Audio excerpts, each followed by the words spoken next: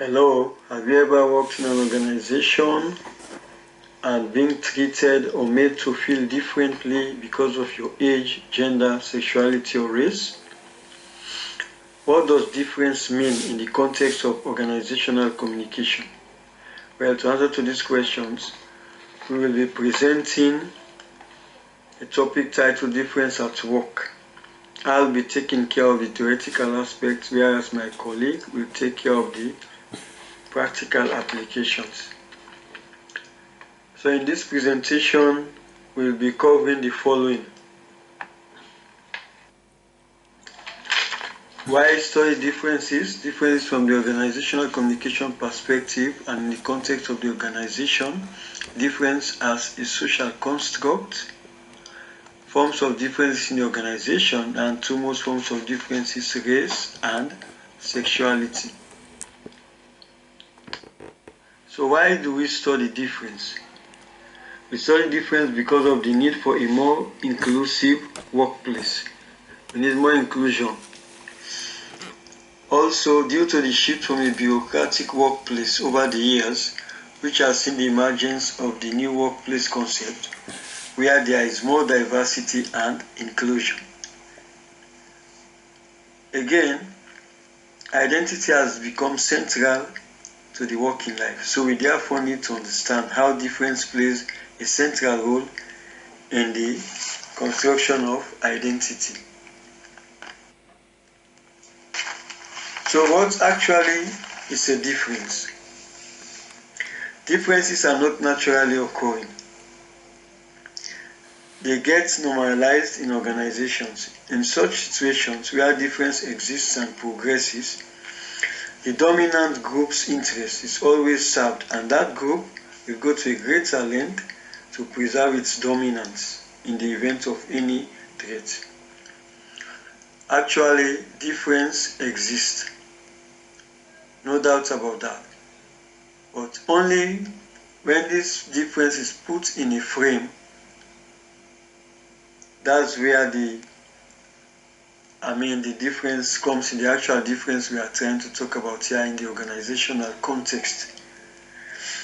According to McCoby and Tina Harris in 2001, difference is a social construction that has been used to classify human beings into separate value-based categories. Rather than perceiving difference as a set of individual characteristics or as something that exists in organizational settings, we will therefore think of it as an organizational principle that, via communication processes, shapes the meaning, structure, and the very practice of work. Again, according to Obi and Harris, 2001, difference is a social construct that is associated with the following interconnected issues. 1. Difference is connected to power. That means those in power, that means the powerful in the society, construct differences that create systems of enfranchisement or disenfranchisement. Number 2, all differences are not created equal.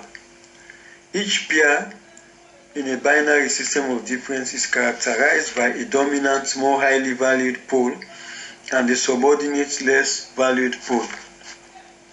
For example, in the following pairs of binaries here, the first side time in the binary pair is historically dominant and valued, while the second is subordinate and less valued. And these binaries are man-woman, white or black, heterosexual or homosexual, able-bodied and disabled, white-collared and blue-collared. All these binary differences contain a positive and a negative element. Number 3, related differences contrast and complement what is more normal. That is, the dominant term in each of the pairs above is normalized and becomes largely invisible. That means the difference is overt. Sorry, it's not overt, it's covert. So it's always from behind the scenes. Number 4, difference is communicatively constructed. That is, differences are produced and maintained through various forms of talk, texts, and interactions.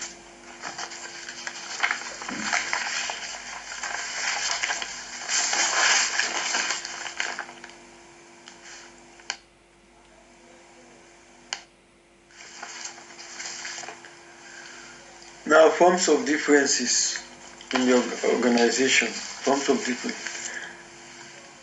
So we have different forms of differences in the organization. But construction of these forms of difference, like race, gender, and sexuality, to name a few, have much to do with context, such as historical, cultural, economic, and political context. According to Dempsey in 2009, differences like race, class, gender, sexuality, etc. are not natural but are historical, political, and economic constructs that require a lot of communicative labor to maintain them. Now we move on to race and sexuality. So, race in historical context, actually, when we discuss race in historical context, we talk about whiteness, which was the invisible yardstick at that time, and also organizations were dominated by white males. In the 1950s, 60s, and 70s, no manager was thinking about diversity. But again, race should not be only considered relevant in the context of minority, but as a daily feature of organizational life. It is less useful to view race as being only about black or white or African or European. On the other hand, it is more useful to view race as a structural aspect of organizational structure and society that shapes meaning, values, and identities. The organization communication scholar Brenda Allen conducted a research, and in her analysis of organizational socialization showed how thematizing race can alter our understanding of how these processes work. For the most part of the research on this topic, she has only considered the white professional worker as the universal norm for explaining how new employees move through stages of organizational socialization. Buttressing Brenda is also Jaben, who lays out different stages of socialization in anticipatory socialization, assimilation, and exit. Now we move on to sexuality. Why do we have to discuss sexuality? Various reasons. 1. Employees' bodies and sexuality have for a long time been a focal point of control for organizations. Gibson Borrell in 1984 argued that with the growth of industrial capitalism, organizations sought actively to control employee sexuality because it was perceived to interfere with productivity. Bureaucracy functions to eliminate or suppress the idea of employees as sexual beings with bodies and desires. Every organizational team with sexuality, that is, sexuality is swarming all over an organization. Since every person is a sexual being, in spite of bureaucracy's efforts to monitor and limit its expression, yet people's sexuality are not checked when they go to work. Sexuality is worth considering as a difference. Organizations are not so much attempting to eliminate sexuality from the workplace as they tend to exploit it as a potential way to increase productivity. Companies are encouraging employees to just be themselves at work, according to Fleming in 2009, including expressions of sexuality. Sexuality is used by the company as a resource. That is why they use women in advertisements to boost their sales. So with this, I will say I will draw the curtains to a close on this presentation.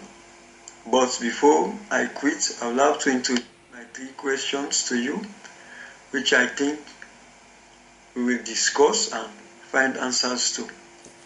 As you can see, I need to know how you feel about the company's use of sexuality, in marketing their product. Also, the context of organization, what experiences you've got regarding race, and to what extent do you agree with that difference is a social construct. Thank you very much.